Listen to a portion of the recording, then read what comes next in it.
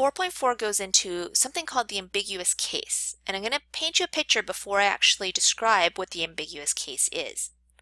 Let's say that you're trying to solve this question where you want to find out how long the base is. And it looks like a simple sine law question because you have an angle and its opposite side. Now, once you do the sine law and you show all your steps, you get an answer, but then the teacher comes over and says, all your steps are right, but your answer is wrong. They show you with their calculator and you show what you did on your calculator, and it turns out both of you did the same thing on your calculator, but both calculators show a different answer. So you're getting two answers for how long BC is. How is that possible? Well, with the ambiguous case, both of you are actually correct. There are cases where you use the sine law and you actually get two answers for this base part. So I'm going to show you in this video how that happens. Now, it happens when you're using the sine law, specifically when you have two side lengths, so you have the 600 and the 700, and you need one of the opposite sides, so an angle that's opposite to one of the side lengths. Let me show you in a little bit more detail. Okay, bear with me, this looks a little bit crazy, but don't worry about it. Let's say that we have an example right here, and again, your goal is to find out how long this base is. But what I'm going to do is I'm going to start to vary the length of this side. So the green line might be, say, something short or something very long. We'll see, and I'll give you all the different cases. Okay, now what happens is if we're talking about this triangle having an angle of something less than 90 degrees, so an acute angle, we'll have 4 different cases, and I'm going to show you those in a second. But if you have angle A as greater than 90 degrees or obtuse, you get 2 different cases. So let me explain. We'll go back to this guy, and in fact, you know what? Let me zoom into some of the cases. All right.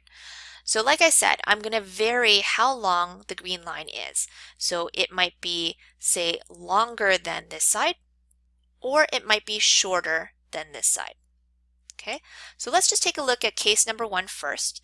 Little a, which is opposite big A, so they're talking about this side right here, that's little a, is going to be greater than little b, so this side.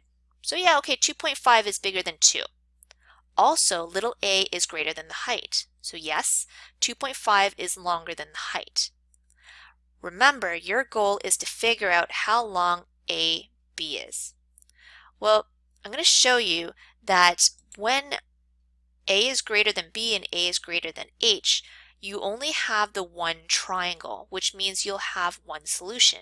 The reason for that is, if I start to move this line around, it never actually creates a triangle until it sits in this position. Okay?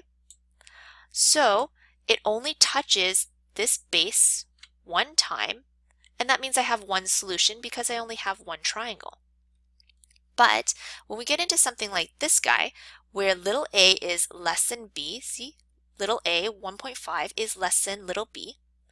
It's also greater than the height, so this line is longer than the height. Well, when I have this guy moving around and swinging around like a pendulum, I actually will hit the base again. And it kind of creates 2 different triangles.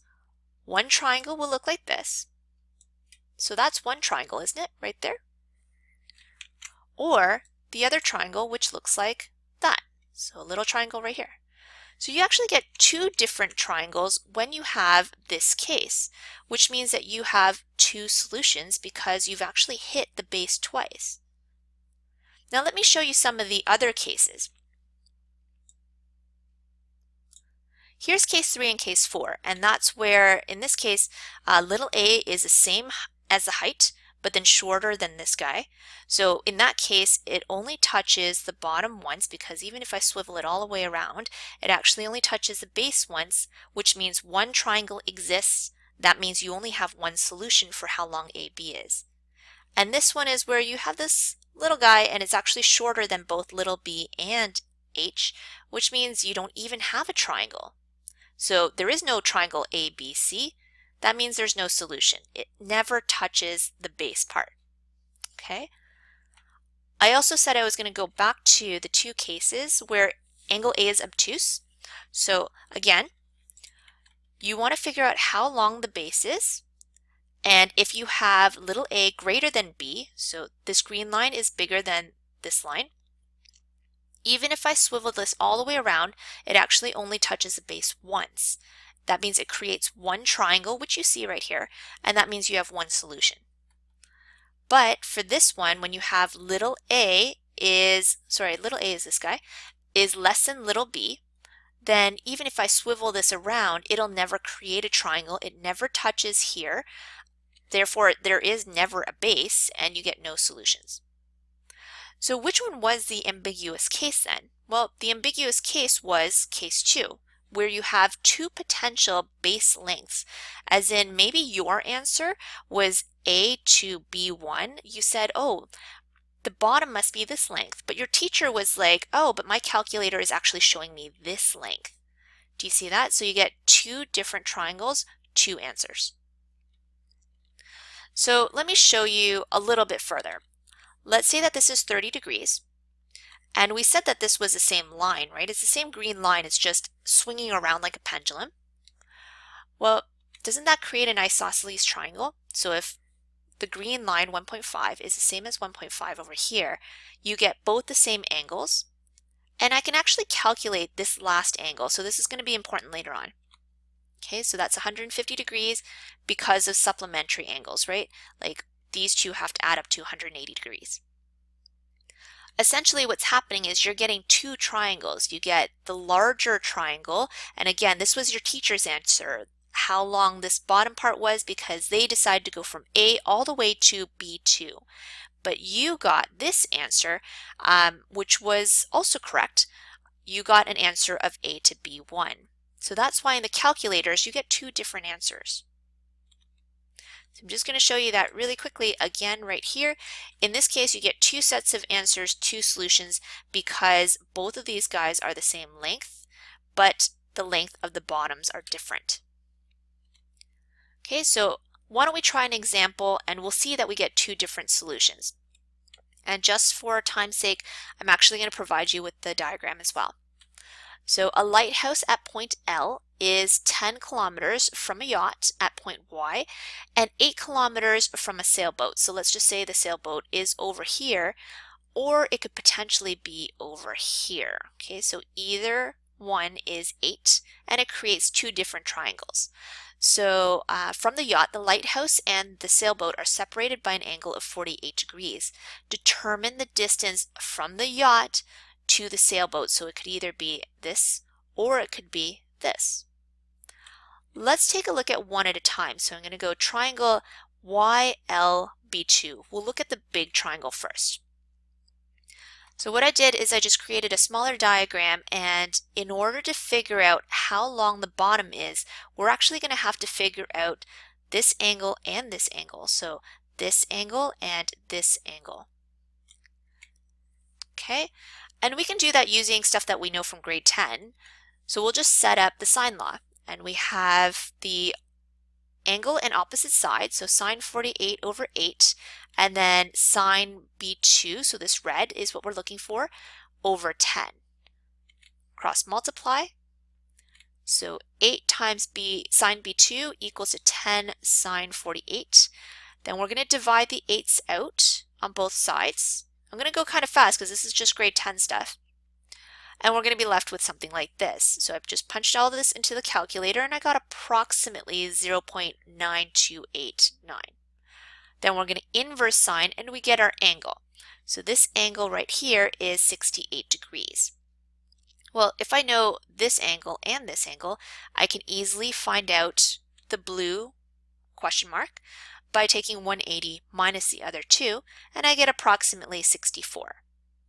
Now I actually have enough information to set up the sine law with the bottom, and then I can figure out how far the yacht is from the boat.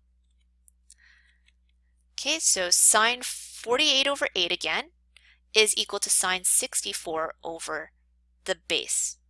Okay, so I just called that little l. I cross multiplied. L sine 48 is equal to 8 sine 64, and then I'm going to get rid of this sine 48 by just dividing it out. So I'm going to cross those off, and then I get my final answer. So it's about 9.7 kilometers. Now, we also have that other smaller triangle, right?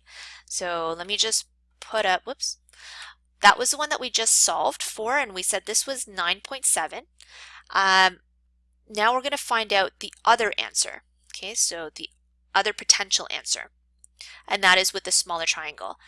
Since we already figured out that angle B2 was 68, okay, from the last solution, we can actually use that again, and we can just go, well, you know what, this angle on the outside is 68, so we could figure out this inside part, because remember, this green line is the same, it was just right here, right? So if you said this is 68, well, this guy right here must also be 68. Okay, so this outside exterior angle is 68, and therefore we can calculate the supplementary, which is this one. Okay, so if B2, because it was an isosceles triangle, the exterior angle is 68, then that means B1, this inside one, is 180 minus 68, which is 112. Okay, what we can do now is we can start calculating the blue question mark. Okay, 180 minus the 48 minus this interior angle, 112, and we're going to get 20 degrees for this little guy right here. From there, we can set up the sine law again. Sine 48 over 8 is equal to sine 20, which you just found out, over the side length that we're looking for. Okay, so again, this is to figure out the other length of the distance for the yacht to the boat. Cross multiply, and then you're going to get L times sine 48 is equal to 8 times sine 20. Divide out the sine 48s and you get your answer. So you see how this answer, the 3.7, is actually shorter than our previous answer, the 9.7. So in this guy, we had gotten the answer 9.7, but over here we get the answer of 3.7. So technically you get two different answers, 9.7 kilometers or 3.7, and they're actually both correct. So this is the ambiguous case. It's again when you use the sine law and you get two different answers and they're actually both right. You just have to kind of be aware of when it happens, which is the difficult part.